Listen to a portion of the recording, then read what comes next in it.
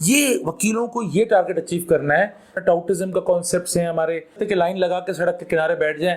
AI जो है ना, artificial intelligence, that kills intelligence. कि जो आपके साथ जो वकील काम करता है सीनियर के साथ, वो उसका एम्प्लॉय नहीं होता। जो अच्छा वकील होता है उसके पास सबसे मुश्किल केस भी आते हैं। काफ़ी सीनियर्स जो है वो एक्सप्लॉइट करते हैं कि यार फलाना का बेटा पढ़ के आज केस को नहीं आया था। ऐसा ना हो कि जज आपको बोले कि आपके वालिद और दादा मरहूम तो इस तरह केस चलाते थे। बिस्मिल्लाहिर्रहमानिर्रहीम। अस्सलाम वालेकुम। स्ट्रगल वॉइस के प्लेटफॉर्म की जानिब से मैं हूं आपका मेज़बान मोहम्मद कामरान सुमरो। आप सब बाशऊर दोस्तों को दिल की गहराई से खुशामदीद कहता हूं। आज ये हमारे पास एक और नई गुफ्तगू, नए सवालात और एक और नए मेहमान के साथ एक और पॉडकास्ट में हम आपकी खिदमत में हाजिर हैं। आज हमारे साथ एक ऐसे एडवोकेट मौजूद हैं जो कि बैरिस्टर हैं, ऑस्ट्रेलिया से अपनी डिग्री हासिल की है और करंटली कराची में रेगुलर प्रैक्टिस करते हैं। मोस्टली सिविल साइड इनकी प्रैक्टिस होती है और बार पॉलिटिक्स में भी ज़्यादा इन्वॉल्व होते हैं, लेकिन फर्स्ट टाइम अब कंटेस्ट भी कर रहे हैं सिंध बार काउंसिल के इलेक्शंस डिस्ट्रिक्ट ईस्ट में। तो आइए सर से बात करते हैं एडवोकेसी और बार पॉलिटिक्स के हवाले से। अस्सलाम वालेकुम सर, कैसे हैं वालेकुम आप? अस्सलाम कामरान, कैसे हैं आप? खैरियत से? ठीक है। अल्हम्दुलिल्लाह सर, अल्लाह का करम। माशाल्लाह से आपका चैनल हम देख रहे हैं, सब फॉलो करते हैं और आपका चैनल देख के हमें बहुत मज़ा भी आता है और अच्छा भी लगता है कि आप जैसे नौजवान माशाल्लाह से इतना अच्छा काम कर रहे हैं। Thank you so much sir. Sir, मैं चाहूँगा कि हमारी ऑडियंस को आप जो है अपना खुद तारुफ करवाएं। बेसिकली इंट्रोडक्शन आपका जो है वो था। कामरान, मैं जो है वो एक थर्ड जनरेशन लॉयर हूँ और हम लोग जो हैं वो बेसिकली कराची 1943 में ही, बिफोर पाकिस्तान पार्टीशन, हम लोग जो हैं वो अपना आ गए थे यहाँ पर प्रैक्टिस करने। मेरे दादा जो हैं वो भी वकील, दादा मरहूम दादा वो भी वकील थे सिविल साइड पे।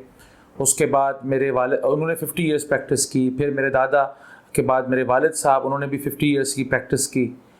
और उसके बाद अब मुझे 20th ईयर ऑफ प्रैक्टिस चल रहा है। और इस तमाम टाइम में यानी 50 इयर्स और 50 इयर्स और 20 इयर्स, तो 120 इयर्स की जो लेगेसी हम लेके चल रहे हैं, उसमें एक चीज़ जो हम लोगों ने कांस्टेंट रखी है वो ये रखी है कि हम लोगों ने सिविल साइड पे ही प्रैक्टिस की है। We have not practised on criminal side. और हम सिविल साइड क्या होती है? Civil side basically property, commercial, contracts, banking, ये साइड होती है। इसके कंपैरिजन क्रिमिनल साइड बहुत छोटी होती है, लेकिन बस अब हम मेमन लोग हैं तो मेमन लोगों के लिए जो है वो सिविल साइड ही ज़्यादा शायद बेहतर है। सर, आप थर्ड जनरेशन लॉयर हैं, तो एडवोकेट्स ये कहते हैं कि जनरेशन जो है लॉयर्स की, वो उनकी एडवोकेसी में बड़ा बूस्टअप देती है। क्या ये बात दुरुस्त है? Yes, contacts. देखिए, ये जो मैं कल भी एक सेमिनार में गया हुआ था और मैंने वहाँ भी एक बात ये रखी कि एडवोकेसी जो है ना वो सोशल सर्विस होती है कामरान। सोशल सर्विस क्या होती है कि जी, डॉक्टर्स की तरह लॉयर्स की भी actually it's a social service. It's not a money making business, it's a social service. अब वक्त के साथ तालीम आ गई, डिग्रियाँ आ गई, तो वो सोशल सर्विस प्रोफेशनल में बन गया और अब हम फ़ी चार्ज करते हैं। लेकिन इसकी हिस्ट्री इस तरह ही है कि ये लोग अपने दोस्तों को लेके जाते थे और दोस्तों को जो है वो से केस अपने प्लीड करवाते थे। अब वो चीज़ एक प्रोफेशनल लॉयर में कन्वर्ट हो गई है जिसको लोग आके इंगेज करते हैं और वो आके केस प्लीड करते हैं। फ़ायदा होता है जनरेशन का, ये बात बिल्कुल ठीक है। एक फर्स्ट जनरेशन लॉयर को ज़्यादा स्ट्रगल करना पड़ता है और एक कंपेयर टू द थर्ड और सेकंड और थर्ड जनरेशन लॉयर, क्योंकि लेकिन हमारी स्ट्रगल कुछ और होती है। ऐसा नहीं है। हमारी स्ट्रगल क्या होती है? हम ज़्यादा ज़ोर से हंस नहीं सकते कि हमें हमारे वालिद को शिकायत चली जाएगी। हम कोई भी काम करेंगे तो हमारे वालिद साहब को शिकायत चली जाएगी हमारी। या लोग कंपेयर करेंगे कि जी इसके वालिद तो इस तरह किया करते थे और ये तो इस तरह करता है। तो ये एक अलग प्रेशर है। To carry the legacy is also a pressure कि जी आपने केस कोर्ट में अच्छा प्लीड करना है। ऐसा ना हो कि जज आपको बोले कि आपके वालिद और दादा मरहूम तो इस तरह केस चलाते थे और आप जो है वो अपना तो आप तो इतना अच्छा केस नहीं चलाते। उसमें उतर नहीं रहा। आप अगर फर्स्ट जनरेशन लॉयर है तो वो गलती करेगा, जज कहेगा, जज उसको डांट देगा और उसको कहेगा कि जी नेक्स्ट टाइम अच्छा प्रिपेयर करके आना। लेकिन जो थर्ड जनरेशन लॉयर या सेकंड जनरेशन लॉयर होगा वो अपने जगह जब बाकी ब्रादरान जजेस से भी जाके बात करेगा कि यार फलाना का बेटा पढ़ के आज केस को नहीं आया था, फलाने के बेटे ने ये सही केस प्लीड नहीं किया। इसका एक अलग प्रेशर है। टांग पे टांग चढ़ा के हम बारों में नहीं बैठ सकते कि कोई हमारे वालिद को ये शिकायत ना करके कह दे कि जी ये तो टांग पे टांग चढ़ा के आपके बेटे जो है वो बैठा हुआ है। तो ये फायदा है, that is right. As far as somebody knows someone वाला कॉन्सेप्ट पे कि भाई ऑनरेबल जजेस जो हैं वो शायद आपको पहचानते हो कि आप फलाने वकील के बेटे हैं, लेकिन उसका प्रेशर भी है। उस चीज़ का प्रेशर जो शोल्डर्स पे वजन जो होता है उसका लेगेसी कैरी करने का, वो भी बहुत ज़्यादा होता है। सर आजकल नौजवान हर फील्ड में, लेकिन क्योंकि एडवोकेसी के हवाले से हम आज बात कर रहे हैं, स्पेशली मैं एडवोकेसी के हवाले से बात पूछूंगा कि डिमोटिवेट काफ़ी ज़्यादा होते हैं अगर उनको जल्दी सक्सेस नहीं मिलती तो उस चीज़ को किस तरह से टेक ओवर किया? कामरान, मेरे ख्याल से ये एक बड़ा प्रॉब्लम है। आजकल आप देखें कि अब हम कराची में प्रैक्टिस करते हैं। कराची में अब इस वक्त majority of the lawyers are coming from interior Sindh, जो वहाँ पर जुल्म से सताए हुए हमारे बच्चे हैं, वो यहाँ आके कानून पढ़ते हैं और वो स्ट्रगल करते हैं और उनमें से बहुत बहुत अच्छा काम कर रहे हैं। लेकिन ये जो प्रोफेशन है, इस प्रोफेशन की जो एक ख़ास बात है ना, जिसका एक सब्र चाहिए। आप डॉक्टर बनते हैं तो आपको हाउस जॉब मिलती है, पहली जॉब तनख्वाह आपकी 50-60 हज़ार रुपया हो सकती है। लेकिन जब वकील बनते हैं तो आपकी पहली तनख्वाह 15,000 होगी, 20,000 होगी। तो ये जो फ़र्क है ये एक होना नहीं चाहिए। गवर्नमेंट को इसमें लेजिस्लेशन होनी चाहिए कि कम से कम अगर आप किसी वकील एसोसिएट को रखते हैं तो सीनियर उसको कितनी पे करेगा, ये होना चाहिए। उसकी लिमिटेशन होनी चाहिए, उसके लेजिस्लेशन होना ज़रूरी है। वकीलों के बारे में या उनके राइट्स के बारे में लेजिस्लेशन हमेशा कंजूसी के साथ ड्राफ्ट की गई है कि जी उनका हाउस जॉब में वकीलों, अब कल भी एक में हम ये बात कर रहे थे कि वकीलों को स्टाइपेंड नहीं मिलता। वकीलों को स्टाइपेंड मिलना चाहिए मंथली। स्टाइपेंड तो सर बार काउंसिल का काम है, बार काउंसिल का काम है। और बार काउंसिल को फंड कौन देगा? गवर्नमेंट। अब गवर्नमेंट स्टाइपेंड के मद में बजट क्यों नहीं निकाल के देती जबकि वो हाउस जॉब में डॉक्टर्स को देती है? स्टाइपेंड मिलना बहुत ज़रूरी है। हमारे यंगस्टर्स, हमारे जो नौजवान वकील हैं, उनको स्टाइपेंड मिलेगा तो वो ना कोई इस तरह की एडवोकेसी करेंगे जो उनकी मर्ज़ी के मुताबिक ना हो। तो मेरे ख्याल से जो यंगस्टर्स जो हैं वो उनको एक चीज़ ध्यान में रखनी पड़ेगी कि एडवोकेसी के जो शुरू की जो 5 से 7 साल हैं वो है हैंड टू माउथ।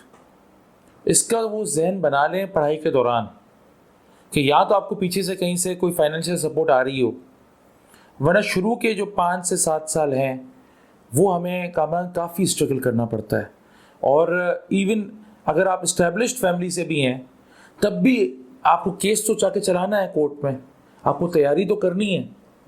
तो वो यंगस्टर्स को एक बात ये समझ लेनी चाहिए कि भाई पैसा फ़ौरन नहीं आएगा। 5 से 7 साल बाद आप 5 साल 7 साल काम सीखें, फाइल रीडिंग सीखें, रिसर्च करना सीखें, आर्गूमेंट्स कैसे प्रेजेंट किए जाते हैं वो सीखें, और फिर उस टाइम तक 5-7 साल लग जाते हैं। उस टाइम के बाद आप you start to make your own social contacts. उन सोशल कॉन्टेक्ट्स के ज़रिए आपकी परफॉर्मेंस को कोर्ट में देखते हुए क्लाइंट्स आपके पास आते हैं। अभी मैं कुछ अर्सा पहले हैदराबाद में केस चलाने गया तो पीछे 2 जो है वो ऐसे अनजान लिटिगेंट्स भागते हुए आए कि सर आपका कार्ड चाहिए, आपने अच्छा केस चलाया, आपका कार्ड चाहिए। ये वकीलों को ये टारगेट अचीव करना है कि लोग उनके पीछे भागें, ना कि वो क्लाइंट्स के पीछे भागें। सर आपने 5 साल स्ट्रगलिंग की बात की, तो कुछ एडवोकेट्स जो हैं वो इनिशियली स्टेज में जैसे उनकी 2 साल प्रैक्टिस कंप्लीट होती है या 1 साल कंप्लीट होती है तो इंडिपेंडेंट प्रैक्टिस स्टार्ट कर देते हैं और मेजॉरिटी में तो उनके पास केसेस भी नहीं होते। कामरान, ये बहुत गलत है। ऑनेस्टली मेरे ख्याल से ये इसलिए इंडिपेंडेंट होते हैं कि जी हम जल्दी ज़्यादा पैसे कमा लें, हमारा सीनियर पैसे कमा रहा है तो हम भी पैसे कमा लें। It is the wrong way approach. आपको 5 से 7 साल किसी सीनियर के साथ चलना पड़ेगा ताकि वो आपको सारे ट्रिक्स ऑफ द ट्रेड सिखा दे, ड्राफ्टिंग कैसे होती है, रिसर्च कैसे होती है। वरना फिर अगर आप ये सीखे बगैर जल्दी से इंडिपेंडेंट चले गए तो आप कामयाबी आपको मुश्किल से मिलेगी। आपको अच्छा सीनियर मिलना एक खुशकिस्मती का नाम हो गया आजकल। अच्छा सीनियर मिले, आपको उसके लिए चाय नहीं बनानी, आपको उसके लिए जो है वो कुछ और घर के काम नहीं करने हैं, लेकिन आपने जो है वो उसकी डांट सहनी है, डांट बर्दाश्त करनी है, और डांट बर्दाश्त करके और फिर सीखना है, सवाल जवाब करने हैं सीनियर्स के साथ कि आपने ये जज से ये आर्ग्यूमेंट क्यों किया, पहले ये आर्ग्यूमेंट बाद में क्यों किया, या ये आर्ग्यूमेंट क्यों किया या ये क्यों नहीं किया। ये चीज़ें से तजुर्बे के साथ आ सकती हैं। भला मैं उन नौजवान वकीलों से ये कहूँगा कि कोई अगर आज आप डॉक्टर देख लें, कोई टीचर देख लें, कोई भी पहले दिन जाके कुछ भी कारनामा अंजाम नहीं दे सकता। इट टेक्स टाइम, पेशेंस, और ये प्रोफेशन ऐसा है जिसमें किताबों का खेल है, और फिर आपकी स्मार्टनेस आ जाती है, इंटेलिजेंस आ जाती है उन किताबों को अप्लाई करके जज को समझाने की। तो ये तजुर्बे के साथ आएगा हमारा। सही। सर, कुछ जूनियर्स कहते हैं कि सीनियर सिखाते ही नहीं, उनके पास काम करने का क्या फ़ायदा, जस्ट फायदे उठाते। ये बात सही है, काफ़ी सीनियर्स जो है वो एक्सप्लॉइट करते हैं। अब मैं आपको अपने सीनियर्स के कसूर है कि उनको एक्सप्लॉइट किया जाता है, स्टूडेंट्स को और नए यंग लॉयर्स को, उनको अपने साथ वो लोग पॉलिटिक्स में शामिल कर देते हैं स्टूडेंट्स को, जो कि बहुत गलत है। हम कंडेम करते हैं इस चीज़ को कि जो स्टूडेंट्स को पॉलिटिक्स में यूज़ करते हैं सीनियर्स, नंबर 1। नंबर 2 कि सीनियर्स जो है वो एक कुएँ की तरह उनको सोचना चाहिए। वो पानी कुआं खुद बाहर नहीं फेंकता, आपको खुद बाल्टी डाल के कुएँ से पानी निकालना होता है। आपको सीनियर अगर नहीं बताता, आपको पूछ के इंक्विजिटिव क्वेश्चंस करके आपको उससे वो नॉलेज सीख करनी होती है कामरान। वो आपको खुद कुछ नहीं बताएगा। अगर ऐसा नहीं है कि आज अगर कोई सीनियर है जो मेरे वालिद हों तो वो भी मुझे आके यहाँ बैठ के मुझे बताना शुरू कर देंगे। हमें खुद जाके पूछना पड़ता है कि ये आपने ऐसा क्यों किया, या इसमें हम क्या करें। यहाँ पर सीनियर से काम मांगना पड़ता है कि सर ये छोटी एप्लीकेशन एक है, ये हम जाके आर्ग्यू कर लें, आज हम चले जाएं इस केस को आर्ग्यू करने के लिए।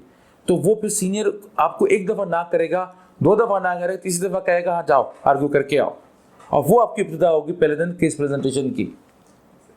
सर, अच्छा सीनियर ढूंढने में वो कौन सी चीज़ें हैं जो जूनियर्स को जहन में रखनी चाहिए कि ये उनको इंतखाब करना चाहिए? कामरान, मेरे ख्याल से जो सबसे जो अहम चीज़ है ना, जो जिस चीज़ को देखना चाहिए सीनियर की क्वालिटी को, वो ये देखना चाहिए कि वो अपने केस में पंक्चुअल कितना है, मेहनत कितनी करके आता है। आप यकीन करें, इतनी कोई बड़ी ये रॉकेट साइंस नहीं है। आप कोर्ट चले जाएं किसी भी दिन, और कोर्ट में जाके आप मुख्तलिफ कोर्टों में बैठ जाएं, आप खुद ब खुद आपको पता चल जाएगा अच्छा वकील कौन सा, अच्छा सीनियर कौन सा है जो मेहनत करके आता है। तो सीनियर्स जो हैं वो उनको क्राइटेरिया हमें ये होना चाहिए कि जो तैयारी केस की करके आए। जीतना हारने से अच्छा सीनियर नहीं होता। एक अच्छा सीनियर हर केस हार भी सकता है। और बाकी हमारे वालिद साहब तो कहते हैं कि जो अच्छा वकील होता है उसके पास सबसे मुश्किल केस भी आते हैं और वो हारता भी ज़्यादा है, लेकिन जो है वो केस प्रेजेंट ऐसा करता है कि कभी कभार कुछ ना से भी बहुत कुछ निकाल लेता है। तो यही एक आर्ट होता है। Advocacy is an art, advocacy is a skill and art, कि आपको जो है वो किस तरह अपने केस को क्या बोल के, क्या सवाल पूछ के, क्या सवाल आगे कोर्ट के आगे रख के आपको जवाब देना होता है कामरान। तो सीनियर्स के लिए आपको अगर ढूंढने जा रहे हैं तो आप उनको प्रोफेशनलिज्म देखें, प्रोफेशनलिज्म में वो कितना टाइम देते हैं कोर्ट में। आप ये देखें कि वो कितने पंक्चुअल हैं, कितने स्मार्ट हैं, कितनी तैयारी करके आते हैं, तो वो आपका सीनियर होना चाहिए। सर, सुनने में आता है कि सीनियर जूनियर का गैप, तो क्या वाकई गैप है? गैप हमेशा होता है, क्योंकि कि ये जो प्रोफेशन है बड़ा ड्राई प्रोफेशन है। एडवोकेसी का ख़ास तौर पे प्रोफेशन बड़ा ड्राई प्रोफेशन है। क्या देखिए, वकील जो है उसमें हमारे यहाँ एक हमारे प्रोफेशन के अंदर कैटेगरीज बनी हुई हैं। जब हम ये लीगल प्रैक्टिशनर्स एक्ट को देखते हैं तो लीगल प्रैक्टिशनर्स एक्ट के अंदर एक होता है एडवोकेट लोअर कोर्ट्स, 2 साल के बाद वो बनता है एडवोकेट हाई कोर्ट, 7 साल बाद वो बनता है एडवोकेट सुप्रीम कोर्ट, और फिर कुछ और साल बाद वो बनता है सीनियर एडवोकेट सुप्रीम कोर्ट। हमारी प्रोफेशन में ही किताब के तहत कैटेगराइजेशन हुई है, और एक अहम जो फ़र्क है वो ये है कि जो आपके साथ जो वकील काम करता है सीनियर के साथ, वो उसका एम्प्लॉय नहीं होता, वो उसका एसोसिएट होता है। जो इसके ये सारे में वो आपको ज़बान बता रहा हूँ, वो लफ्ज़ बता रहा हूँ कामरान, जो हम लोग लीगल प्रैक्टिशनर्स एक्ट से निकाल के लाए हैं कि एसोसिएट होगा, एम्प्लॉय नहीं कहलाएगा वकील आपका। No, there is no employ concept in our profession, कोई एम्प्लॉय नहीं है, एसोसिएट है। एसोसिएट के बाद हम जो है वो कैटेगरी आई कि भाई आप एक एडवोकेट लोअर कोर्ट हैं, पहले तो आप इंटीमेशन पे जाते हैं, फिर आप लोअर कोर्ट, फिर हाई कोर्ट, फिर सुप्रीम कोर्ट, फिर advocate senior advocate supreme court. तो ये कैटेगराइजेशन सीनियर हमारे कानून में दी हुई है। तो ये गैप अगर है तो ये इज्जत का गैप होना चाहिए। यस, कि सीनियर आ रहा है, सीनियर को अगर आपने कोर्ट रूम में आगे वाली बेंच जगह खाली करके दे दी जूनियर ने, तो जूनियर ने अपनी रिस्पेक्ट दिखानी है सीनियर को। सीनियर का काम है उसको मोहब्बत देना और उसको गाइड करना केसों के बारे में, चाहे वो उससे कनेक्टेड हो या ना हो, उसके ऑफिस में होता हो या ना होता हो। सर, जब जूनियर अपना केस बनाता है तो वो आप कुछ उनको टिप्स देना चाहें कि वो कोर्ट में किस तरह से खुद को प्रेजेंट करे, जज के सामने फर्स्ट टाइम खुद को किस तरीके से प्रेजेंट करे? कामरान, मेरे ख्याल से तो it's a very simple rule. अगर हम लीगल ड्राफ्टिंग का, हमारे पास अनफॉर्चुनेटली कोर्सेज नहीं पढ़ाए जाते और प्रेजेंटेशन की तैयारियां हमारे पास एज सच नहीं कराई जाती। पाकिस्तान से बाहर डेवलप्ड कंट्रीज़ में ये ट्रेनिंग दी जाती है, जो बैरिस्टर और सॉलिसिटर की ट्रेनिंग होती है वो सारी यही होती है कि आपको फिर कोर्ट में जाके क्या करना है। हमारे यहाँ LLB के बाद जो हमारे बच्चे हैं, हमारे नौजवान हैं, वो अक्सर लॉ गेट पास करके और फिर वकालत का लाइसेंस हासिल करके वकालत कर रहे होते हैं। इसमें जो सबसे अहम अंसर, जो चीज़ जिसका हमें ध्यान रखना है वो ये रखना है कि आपके पास पहले ब्रीफ आती है, आप उस ब्रीफ के नोट्स बनाएं, एक स्केच बना दें कि आपके पास जो ब्रीफ है उसका स्कोप क्या है, आपका क्लाइंट आपसे चाहता क्या है। अगर आप मुद्दई की तरफ से हैं तो आपका क्लाइंट आपसे क्या चाहता है और क्लाइंट को एंड रिजल्ट क्या चाहिए, आप उसका खाका बनाएं और फिर बुलेट पॉइंट्स नोट कर लें कि आपको ड्राफ्टिंग में अपने बुलेट पॉइंट्स कौन से नोट करने हैं। ड्राफ्टिंग से पहले आपको उस कानून की रिसर्च करनी पड़ेगी कि मिसाल के तौर पर कोई प्रॉपर्टी के बारे में कोई केस है, एक प्लेंटिफ एक डिफेंडेंट है, प्लेंटिफ डिफेंडेंट पे केस करना चाहता है, तो वो क्या देखेगा कि जी इस प्रॉपर्टी, जो हमारे ट्रांसफ़र ऑफ प्रॉपर्टी एक्ट है या जितने भी हमारे जो उसके एलाइड लॉज हैं उसके साथ जो चलते हैं, वो लॉज जो हैं वो किस तरह उसको सपोर्ट करेंगे प्लेंटिफ को, कि आप उसी सेक्शन को लें जो सेक्शन आपको सपोर्ट करती है, आप उसकी इंटरप्रिटेशन ऐसी निकालें कि जो आपको सपोर्ट करे, और फिर उस पर केस लॉ क्या आया हुआ है। यानी कि अगर हमने एक सेक्शन उठाया कि जी ख़रीदार के ये हुकूक होते हैं, तो उस पर जजमेंट्स पहले क्या आ चुकी हैं हाई कोर्ट और सुप्रीम कोर्ट की, उसके बाद उसको आप ले आएँ कागज़ पे, कंप्यूटर पे आप बैठें। अगर आप डिक्टेशन देने के आदी हैं तो आप स्टेनोग्राफर से लिखवाएंगे, वरना आप खुद टाइप करेंगे। फिर आप रिसर्च के बाद एक बुलेट पॉइंट खाका फ्रेम मैपिंग करने के बाद, माइंड मैपिंग करने के बाद आपको जो है वो तैयारी करनी होती है कि जी फिर आपको लिखना शुरू करना है कि जी प्लेंटिफ क्या ये केस है, और लिखना आपको फैक्ट्स हैं, पहले फैक्ट्स लिखने होते हैं। हमारा एक मशहूर किताब है मोगास लॉज ऑफ प्लीडिंग्स, उसमें गाइड आती है कि जी आपको प्लीडिंग्स में क्या लिखना होता है। तो प्लीडिंग्स में आपको फैक्ट्स लिखने होते हैं, लॉ नहीं लिखना होता। लॉ आपको तैयारी करके जानी पड़ती कोर्ट में। तो पहले दिन आप जो है वो एप्लीकेशन बनाएंगे, सूट बनाएंगे और सूट जाके प्रेजेंट करेंगे, और वेरिफिकेशन के बाद और फिर वो सूट प्रेजेंट होगा। फिर आप जज को अपना फैक्ट्स के साथ पहले फैक्ट्स बताएंगे, फिर कानून बताएंगे कि सर ये कानून है, फिर जजमेंट्स आगे रखेंगे कि ये जजमेंट्स उस पर इस फैक्ट्स पे अप्लाई करती हैं, तो लिहाजा मैं रिलीफ के लायक हूँ।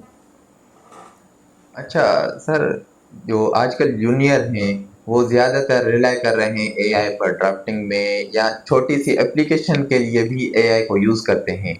तो आपकी नज़र में क्या ये चीज़ दुरुस्त है या फिर वो अपनी माइंड को इस्तेमाल नहीं कर रहे तो ये गलत कर रहे हैं? यार देखो कामरान, एआई जो है ना, artificial intelligence, that kills intelligence, it kills critical thinking. Critical thinking क्या होती है कि मैं आज इस एस्ट्रे को देख रहा हूँ जो हमारे टेबल पे पड़ा हुआ है, इस एस्ट्रे में फॉल्ट क्या है, ये मैं जब इसको देखूंगा गौर से, इसके बारे में सोचूंगा, तो फिर मैं इसके बारे में कह सकूंगा। जब तक हम इस, और अगर मैं किसी और को बोलूंगा कि यार मुझे इसके बारे में फॉल्ट्स बता दो, मैं से मुझे बात करनी है, तो वो हमारा दिमाग का वो जो पहलू है जिसमें हम क्रिटिकल थिंकिंग करते हैं, इंटेलिजेंस यूज करते हैं, अशरफुल मखलूक़ात हैं हम, रीजनिंग अशरफ मखलूक़ात क्यों है? क्योंकि हम रीजनिंग कर सकते हैं, तो वो हम यूज़ नहीं करेंगे अगर हम आर्टिफिशियल इंटेलिजेंस लोग। ये एक वक्ती कामयाबी तो हो सकती है आर्टिफिशियल इंटेलिजेंस, और बच्चे कर रहे हैं, गलत कर रहे हैं, लेकिन आर्टिफिशियल इंटेलिजेंस आपके इंटेलिजेंस को किल करेगा।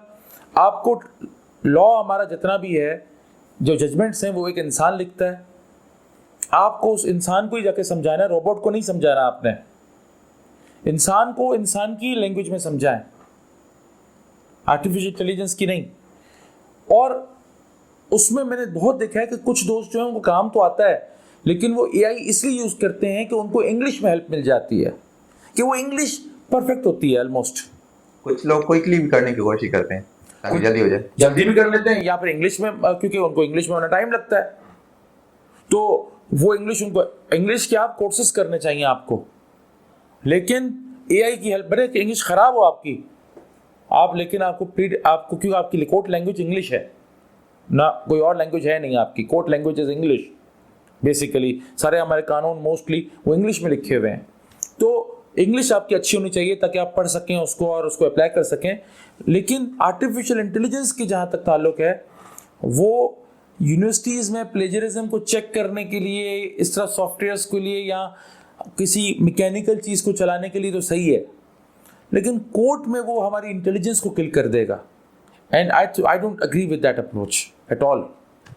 अच्छा सर, जब जूनियर्स इंडिपेंडेंट प्रैक्टिस करते हैं तो उनके पास सबसे बड़ा मसला ये होता है क्लाइंट एज का। जी। क्लाइंट एज आती नहीं है उनके पास, तो वो क्लाइंट एज इनिशियल स्टेज में कैसे बनाए जब इंडिपेंडेंट प्रैक्टिस में शुरू हो जाते हैं? मैंने जो शुरू में भी आपसे बात की ना, कि जो उसको सीनियर के साथ 5-7 साल जूनियर को गुजार के फिर अपना प्रोफेशन अपना इंडिपेंडेंट करना चाहिए, उसकी वजह ये है कि आपकी कॉन्टेक्स्ट डेवलप हो जाते हैं। By the time you get independent, you will be having a good social contact. आपका वकीलों से दोस्ती हो जाएगी, आपके वकील दोस्त आपको पहचानेंगे कि यार ये जो हमारा जो दोस्त है ये इस कानून में अच्छा है, इसको केस भेजो। आपके जो जजेस हैं उनको पता चल जाएगा कि यार ये अच्छा है, मेहनत करने वाला लड़का है। आपके जो सीनियर्स हैं उनको पता चल जाएगा। बहुत सारे केसेस होते हैं जिसमें सीनियर्स की फी लिटिगेंट नहीं दे पाता, तो वो सीनियर कहता है भाई फलाने जूनियर के पास चले जाओ, तो वो कैसे सोचेगा कि उनसे जूनियर के पास जाओ? जो जूनियर मेहनत कर रहा होगा, जो सीनियर को इंप्रेस कर सकेगा। कॉन्टेक्ट्स, सोशल कॉन्टेक्ट्स बनाने, एडवर्टाइजमेंट अलाउ नहीं है हमारे प्रोफेशन में। Advertisement should not be done in any case, क्योंकि इट्स सोशल सर्विस। आपको जो है वो ये जो कॉन्सेप्ट है, जो हमारे देखा अपना टाउटिज्म का कॉन्सेप्ट्स हैं हमारे, वो सब गलत हैं, डिस्ट्रक्टिव हैं बहुत ज़्यादा। आपको जो है वो, अच्छा ये भी नहीं कर सकते कि लाइन लगा के सड़क के किनारे बैठ जाएं कि जो आया लिटिगेंट आपने उसको कबूल कर लिया। ये भी हमारे कोर्ट की डिग्निटी के खिलाफ है, क्योंकि हम यूनिफॉर्म पहन के बैठते हैं, कोट और टाई पहन के बैठते हैं। It is all about proving your self in the market and do your marketing with your performance and then get the work, not to run after them. अच्छा, कौन सी साइड आपकी नज़र में बेस्ट है लॉ की? आई थिंक यार ये तुमने जो सवाल पूछा है ना, ये सवाल जो है ये हर किसी का इंटरेस्ट है। हर जूनियर यही सोचता है कि कौन सी फील्ड में जाना चाहिए। अच्छा, इसका बड़ा ताल्लुक है कि आपका सीनियर किस चीज़ में प्रैक्टिस करता है। जाहिर बात है जूनियर अगर क्रिमिनल लॉ में सीनियर काम करता ही सीनियर क्रिमिनल लॉ में है तो जूनियर क्रिमिनल लॉ को ही डेवलप करेगा, ये ऑटोमेटिक। लेकिन आपको मेरे ख्याल से जब आप लॉ स्टूडेंट होते हैं ना और आप थर्ड ईयर में पहुंच जाते हैं, उस वक्त आपको अंदाजा हो जाता है कि आपका कौन सा सब्जेक्ट आपको ज़्यादा ट्रिगर करता है, आपको कौन सा ज़्यादा एक्साइट करता है, कौन सा सब्जेक्ट आपको ये फील कराता है कि I can do that better. तो ये आपको पैशन के साथ करना है। आपको वो मशहूर कहावत है ना, jack of all master of none. तो आप सबको अगर सारी फील्ड के जैक बन जाएंगे लेकिन आप मास्टर किसी एक तरफ के नहीं बनेंगे तो आप इवेंचुअली आपको नुकसान होगा। आपको एक साइड पकड़ के उसकी मास्टर कर लेंगे आप, तो फिर आपसे वो काम कहीं नहीं जाने वाला।